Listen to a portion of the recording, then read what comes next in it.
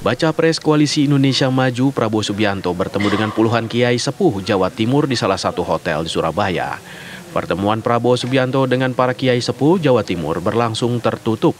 Dalam kesempatan tersebut, Prabowo duduk berdampingan dengan Ketua Majelis MUI sekaligus pengasuh Pondok Pesantren Al-Amin, Rejo Mulyo, Kediri Kiai Anwar Iskandar. Prabowo didoakan para kiai agar selalu sehat dalam upaya memberi manfaat demi negara, rakyat, dan umat. Usai pertemuan, bakal calon Presiden Prabowo Subianto enggan berbicara terkait hal apa saja yang dibahas dengan para kiai.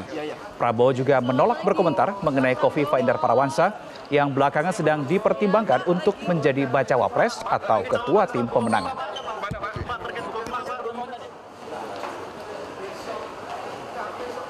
Sementara pengasuh Pondok Pesantren Al-Falah Pelosok, Gus Muhammad Abdurrahman Al-Kautsar mengungkap bahwa Prabowo meminta restu kepada para kiai. Menurut Gus Kautsar, Prabowo juga menyampaikan gagasan program di pencalonan presiden. Para kiai disebut memberikan sambutan hangat dalam pertemuan ini. Prabowo juga menyebutkan bahwa cawapresnya saat ini sudah mengerucut pada 2 nama.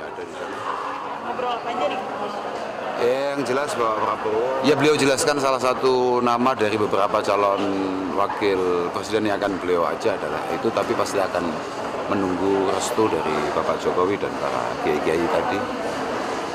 Tidak beliau sebutkan, cuman beliau mengatakan ada sekitar tinggal mengerucut tinggal 2 nama kayaknya. Ya, tapi beliau tidak menyebutkan.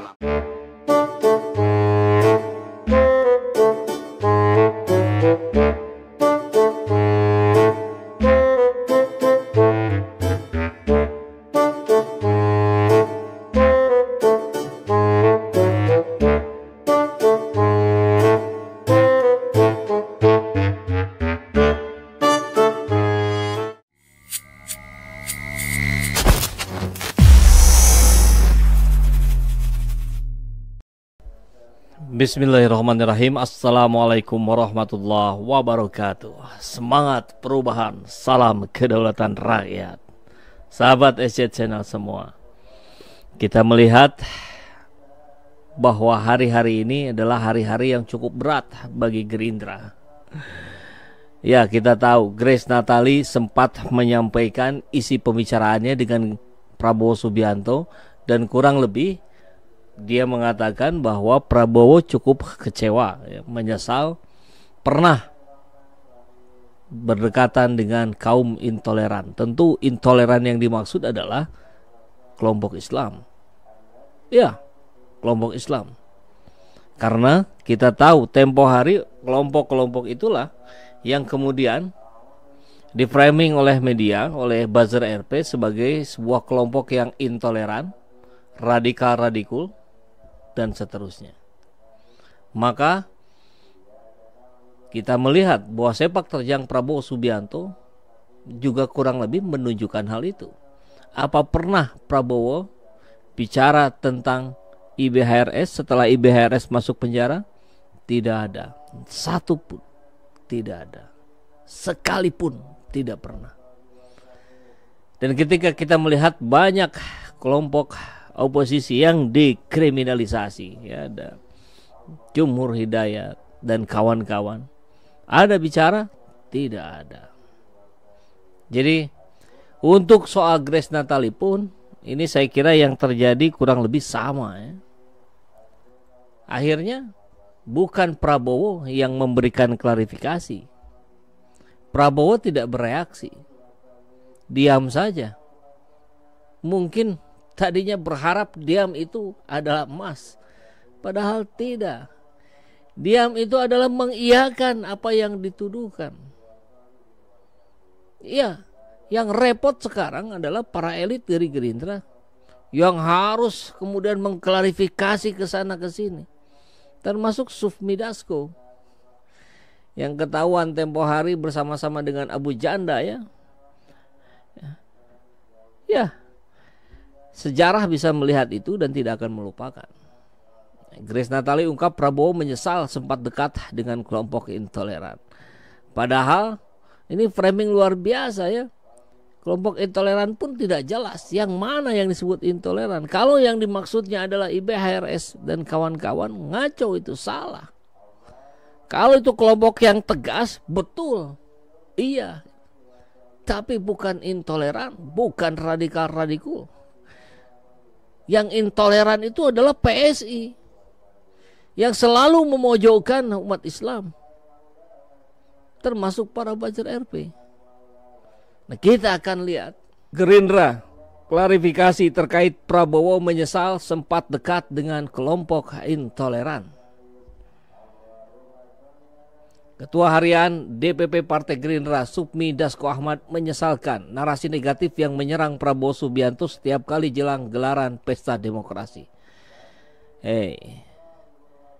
Siapa yang dimaksud? Tentu kita melihat kubunya Ganjar sekarang terus-menerus menyerang Prabowo Subianto.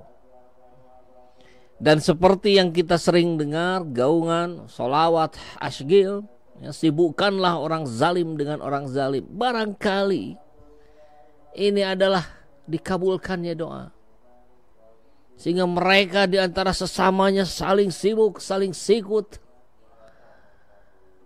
Ia menyebut Prabowo kerap diserang dengan narasi negatif daur ulang tentang isu penculikan, pelanggaran HAM, kebangkitan Orde Baru, hingga isu kejahatan lingkungan. Nah, ini yang banyak diserang oleh kubunya Ganjar ya. Tapi kita coba cermati juga, itu sudah terbukti clear belum gitu, bahwa Prabowo Subianto misalkan tidak terlibat dalam pelanggaran HAM berat. Terus bagaimana dengan orang-orang yang sampai hari ini masih tidak jelas? Aktivis 98 yang hilang sampai hari ini belum ketemu. Itu kan tidak pernah juga ada penjelasan. Jadi kita bingung apa yang dikerjakan oleh Prabowo Subianto untuk membuktikan bahwa tuduhan-tuduhan itu tidak benar. Kan tuduhan itu bisa disangkal dengan bukti. Lah kita tidak menerima bukti itu. Bagaimana kita mau percaya dengan narasi yang disampaikan oleh Supmi Dasko ini? Isu kejahatan lingkungan dengan food estate-nya. Mana bukti? Kan begitu ya. Mana bukti bahwa food estate itu sukses bukan gagal? Yang dipimpin oleh Prabowo. Saya dan yakin juga teman-teman lain yang mengkritisi soal food estate-nya Prabowo, kalau ternyata berhasil, kita akan berikan pengumuman terbuka bahwa kami salah menangkap. Tapi kan tidak, food estate memang gagal. Luar biasa negeri ini memang ya. Buat irigasi sawahnya nggak ada, buat bandara pesawatnya nggak mendarat, buat kereta cepat aksesnya tidak ada. Apa-apaan. Semoga Allah terus semakin memudahkan agar kita semua rakyat Indonesia diberikan kemudahan dalam memilih, membedakan, membandingkan mana pemimpin-pemimpin yang layak memimpin Indonesia kelak. Assalamualaikum warahmatullahi wabarakatuh.